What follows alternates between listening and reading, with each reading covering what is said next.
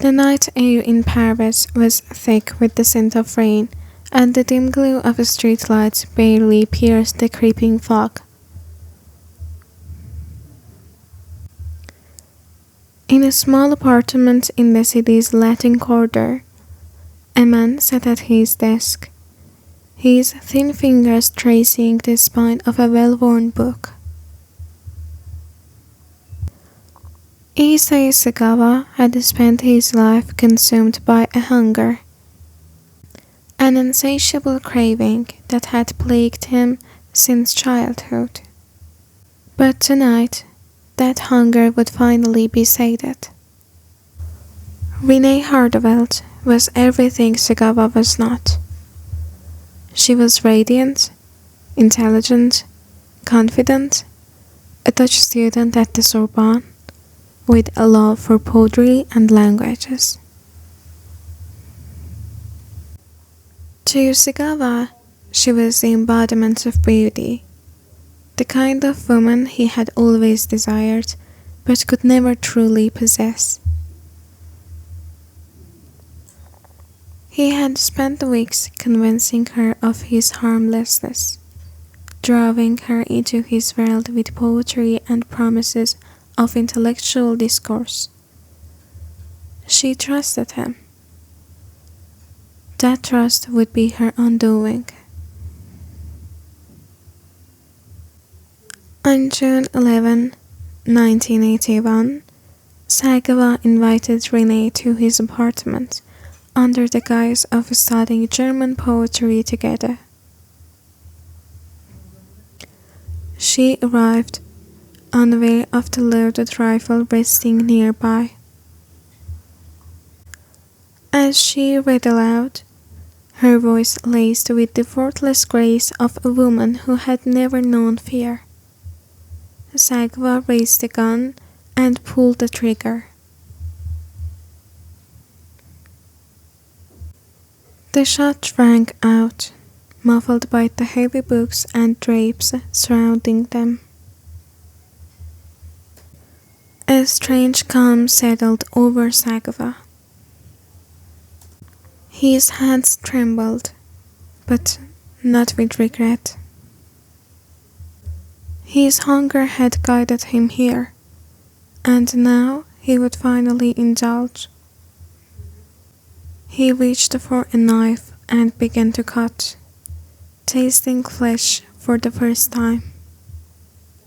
It was not just consumption, it was possession. With eating her, he believed she would become a part of him forever. For 2 days, Sagawa lived in his dreams, consuming parts of Renée's body, photographing his work like an artist capturing a masterpiece. He delighted in the experiences, savoring the textures, the tastes. He violated her body in ways beyond mere consumption, acting out the darkness of his desires. But eventually, the reality of his crime set in. The stench of decay filled the room, and he realized he could not keep her forever. Under the cover of darknesses, he packed the remaining body parts into suitcases and hailed a cab. His plan was simple: dispose of her in a park known for its shadows and secrecy. But as he struggled to carry his heavy, people started to notice. The police arrived before he could escape, and within hours, the truth unraveled. Sagawa confessed immediately, almost proudly. He detailed everything with a chilling lack of remorse. French authorities deemed him legally insane and unfit for trial, sending him to an asylum instead of prison. For a time, it seemed justice had been served. But fate had a different plan. In 1984, because of legal issues and pressure from his powerful family, Sagawa was sent back to Japan. The Japanese courts couldn't punish him because important case files were missing, so they had to let him go.